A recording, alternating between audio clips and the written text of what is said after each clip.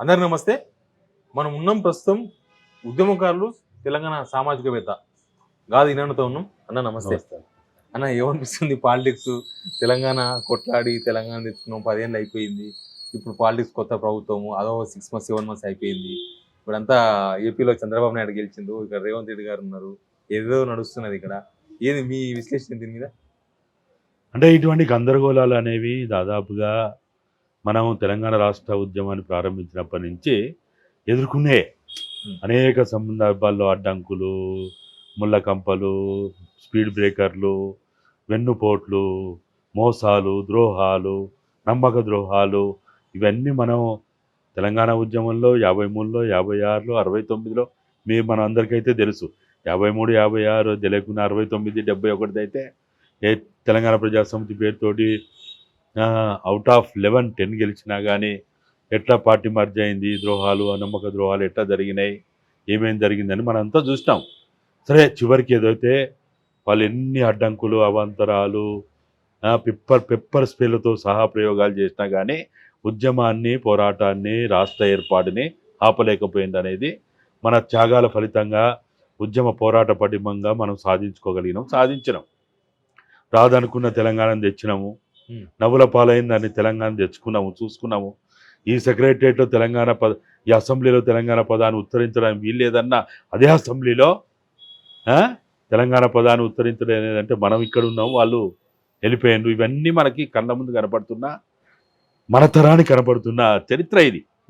అయితే మీరు అన్నట్టు తెలంగాణ రాష్ట్రం ఏర్పడి 10 సంవత్సరాలు గడిచిన తర్వాత కూడా తిరిగి మళ్ళా కొత్త భాగవతం మొదలైనట్టు, కొత్త వేషగాళ్ళు మొదలైనట్టు ఏదో మనకైతే ఒక హంగామా, అడావిడి కనపడుతున్నది.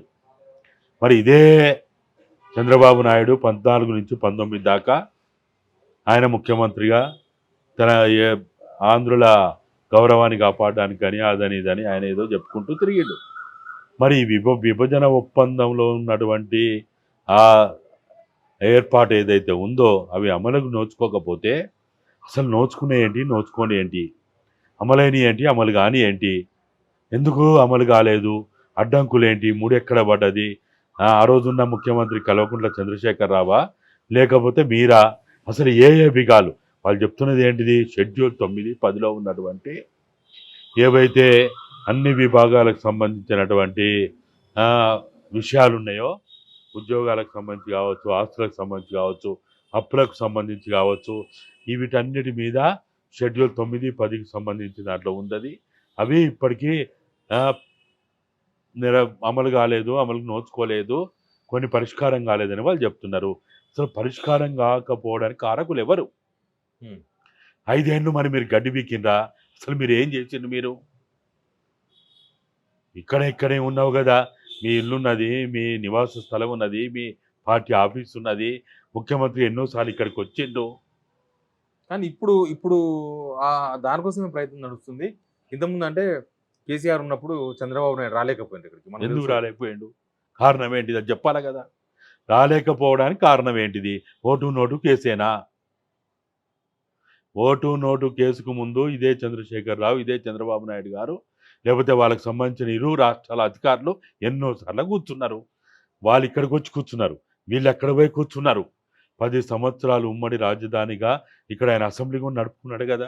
అవును, అసెంబ్లీ నడిపిండు కదా. మరి ఆయనకు అవకాశం లేనిది ఎక్కడా?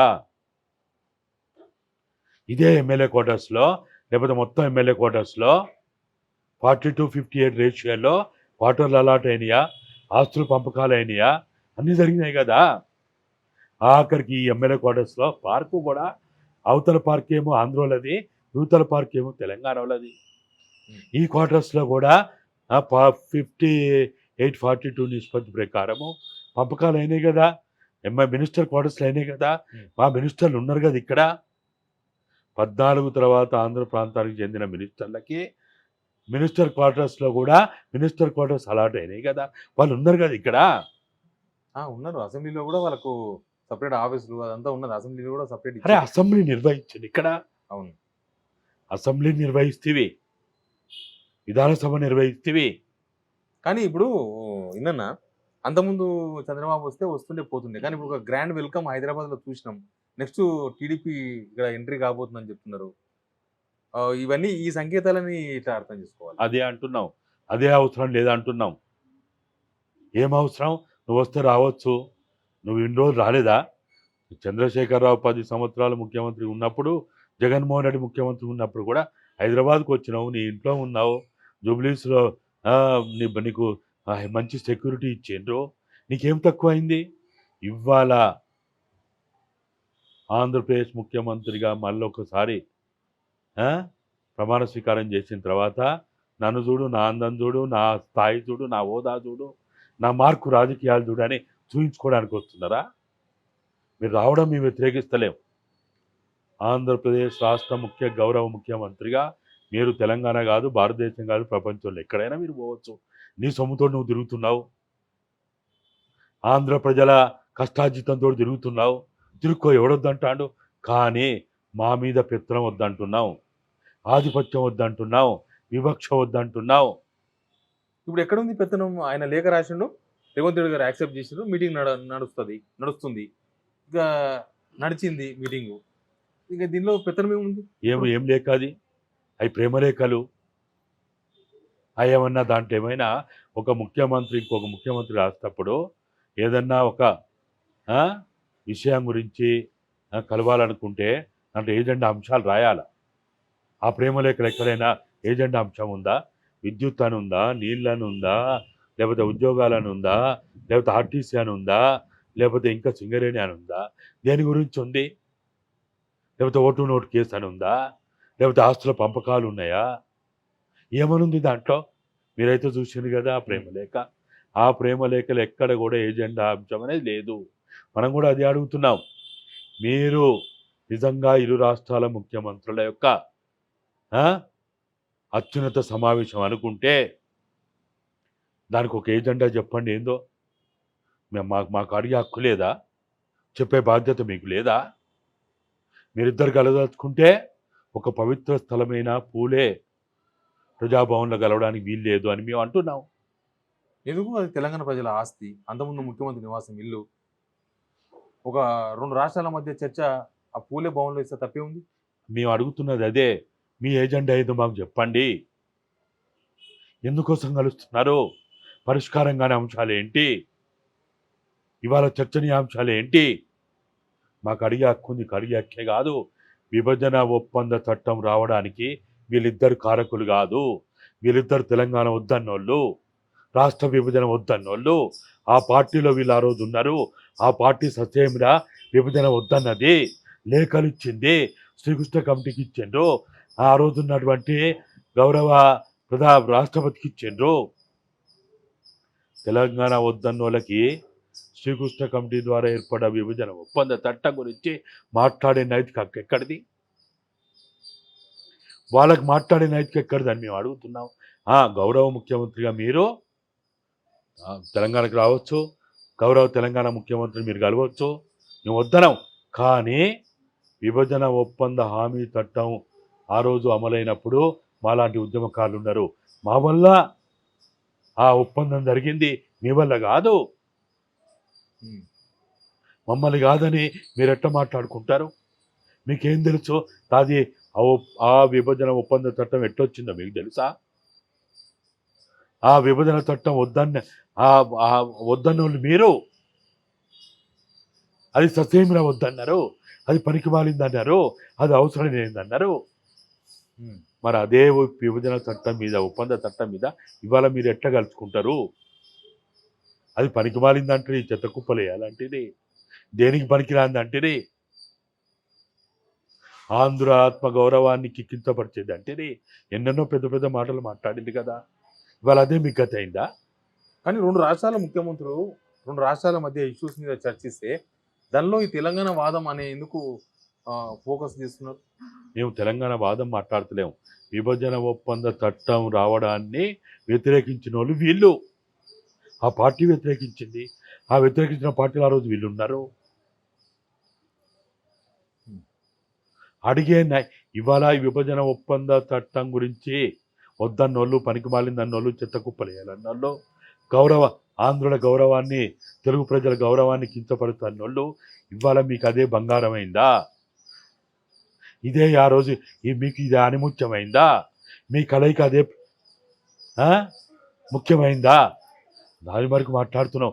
వాళ్ళు ఒక్కసారి కాదు 50 సార్లు కలుసుకోవచ్చు, మాట్లాడుకోవచ్చు, విందులు వినోదాలు చేసుకోవచ్చు. ఎవడొద్దంటాడు? ఈయనింటికి ఆయన పోవచ్చు, ఆయన ఇంటికి ఈయన పోవచ్చు. ఎవడొద్దంటాడు? విందులు వినోదాలు చేసుకుంటారా, పులుసులు పంచుకుంటారా, మీరు బిర్యానీ తింటారా, తాగుతారా, లేకపోతే కోడి మాంసమా, అది కోడైతే నాటుకోడా, బాయిల్ కూర, వాళ్ళు ఏదైనా చేసుకోవచ్చు. ఎవడొద్దంటాడు? కానీ ఇవాళ మీరు కలుస్తున్న కలయిక ఒక పవిత్ర స్థలము. అది 4 కోట్ల తెలంగాణ ప్రజల గుండె. అది అవును, వాళ్ళు మాట్లాడేది కూడా 4 కోట్ల ప్రజల ఇష్యూసే కదా. ఏంటి అవి చెప్పు మరి. విభజన హామీలు అంటున్నారు వాళ్ళు. విభజన అరే issues, విభజన ఆస్తులు హామీలు, అప్పులు అంటున్నారు. విభజన హామీలు పనికిమాలిన అన్నోళ్ళు మీరే కదా. ఆస్తులు అప్పులు విభజన నేను ఆ రోజు విభజన హామీల గురించి నేను మాట్లాడింది తప్పని ఫస్ట్ ప్రకటన చేయి. విభజన ఒప్పందం పనికిమాలిందని నేను ఆ రోజు మాట్లాడినా, అది తప్పని ప్రకటన చేయి. కానీ ఈ లెక్క అయితే తేలాలి కదా. ఇన్న ఆస్తులు అప్పులు అయితే సరే, అదంతా అయిపోయింది. ఇప్పుడు ఆస్తులు అప్పులు అయితే లెక్క అయితే తేలాలి కదా. ఆంధ్రప్రదేశ్ తెలంగాణ మధ్య ఏదో ఒకటి లెక్క తేలాలి కదా. మనం వాళ్ళ కప్పునుమా, వాళ్ళు మన కప్పున్నారా? మనకు తెలుసు బీహార్ నుంచి జార్ఖండ్ వేరైంది. ఈ రోజు కూడా జార్ఖండ్ వాళ్ళు బీహార్ మీద సుప్రీంకోర్టులో కేసులు నడుస్తున్నాయి. ఈ నిరంతరం నడుస్తాయన్నా. ఇప్పుడు గుజరాత్ ఎప్పుడు ఏర్పడ్డది? 56 ఏర్పడలే, తర్వాత ఏర్పడ్డది. ఇవాళ ఈ దేశానికి ప్రధానమంత్రిగా 3వసారి అయినటువంటి రాష్ట్రం ఏదైతే ఉందో ఆ రాష్ట్రం 56 ఏర్పడే తర్వాత ఏర్పడేది. గుజరాత్లో ఇప్పటికీ ఏ రాష్ట్రం నుంచి అయితే విడిపోయిందో ఆ రాష్ట్రం మీద కేసులు ఎత్తనే ఉన్నారు. అది తెలియదు కాదు, తెలివివి. ఇవాళ ఏదో బీర్లు బిర్యానీ తిరిగి తాగి ఏమైనా పాత ఏమైనా ఉంటే మాట్లాడుకొని వెళ్ళిపోయినంత మాత్రాన మరి నెరవేర్తాయా? అయితే అవి నిజంగా బయటకు చెప్తున్నట్టు రాష్ట్ర విభజన ఇష్యూస్ లేకపోతే అప్పుల ఆస్తులే అనుకోవాలన్నా, ఏమైనా పొలిటికల్ కనిపిస్తుందా దీనిలో? ఒకవేళ పొలిటికల్ లేకపోతే ఆయన నిన్న ఆ స్థాయిలో పచ్చజెండాలు, హంగామా, హడావుడి, ఊరేగింపులు అంత అవసరమా? అంత అవసరమా? నీ రాజకీయ ఇవాళ ప్రగతివాన్ ముందు ఏమున్నాయన్నా? మీరు పోయి చూసిందా? పచ్చజెండాలు ఉన్నాయి. ఏమున్నాయి? టీడీపీ జెండా. అవసరమా? అవి అవసరమా? అహంకారం ఇది, నిర్లక్ష్యం ఇది. తెలంగాణ 4 కోట్ల ప్రజలని అవమానపరుస్తున్నట్టు వద్దని ఎవడు అంటాడు? మిమ్మల్ని ఎవరన్నా వద్దన్నారా? ఎవరన్నా అక్కడికి వచ్చి రావద్దని ఏమన్నా స్టేట్మెంట్లు ఇచ్చిందా, లేకపోతే నిరసన తెలుపుతున్నారా? ఏమంటున్నారు? మీరు అన్నట్టు ఇరు రాష్ట్రాల ముఖ్యమంత్రులు కలుసుకోవడానికి వాళ్ళకి రాజ్యాంగపరంగా హక్కు ఉంది, రాజ్యాంగపరంగా వాళ్ళకి స్వేచ్ఛ ఉంది కలుసుకోవడానికి. ఆయన గౌరవ ఆంధ్రప్రదేశ్ రాష్ట్ర ముఖ్యమంత్రి, ఈయన గౌరవ తెలంగాణ రాష్ట్ర ముఖ్యమంత్రి. కలుసుకోవచ్చు. హంగామా ఎందుకు? అక్కడ ఫ్లెక్సీలు ఎందుకు? ఆడ పచ్చ జెండాలు ఎందుకు? హంగామా ఎందుకు? అడావుడు ఎందుకు? 100 కార్లతోటి, 100 మోటార్ సైకిళ్ళ బైకులతోటి ఊరేగింపులు ఎందుకు? అంతకుముందు కేసీఆర్ వేరే రాష్ట్రాలకు పోయినప్పుడు అక్కడ ఈ పార్టీకి సంబంధించిన జెండాలు, ఫ్లెక్సీలు కట్టుకున్నారు వాళ్ళు. అట్లాంటిది ఒక టీడీపీ ఒక పార్టీ హైదరాబాద్లో బేగంపేటలో కడితే తప్పే ఉంది. అరే ఆయన బుద్ధి తక్కువ పని చేసిండనే, మూర్ఖ పని చేసిండనే, అహంకారం పని చేసిండనే ఆయన బుంద పెట్టిండు. ఆయన తప్పు చేసిండనే కదా ఇదంతా జరిగింది, ఈ మార్పు జరిగింది.